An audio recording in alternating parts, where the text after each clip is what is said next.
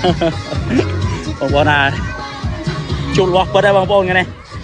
ជួបរបស់ពិតហើយពួកគាត់ស្លាញ់ឃើញក្មេងណាបងប្អូនណាជួបរបស់ពិតហើយថ្ងៃទី25បងប្អូនណាទី25ខែ11 2025ផងដែរណានៅនេះសាលាបឋមសិក្សាវត្តរកាស្រុកបកងសៀមរាបនេះហើយវិស័យទេសចរបងប្អូនលើជាងបង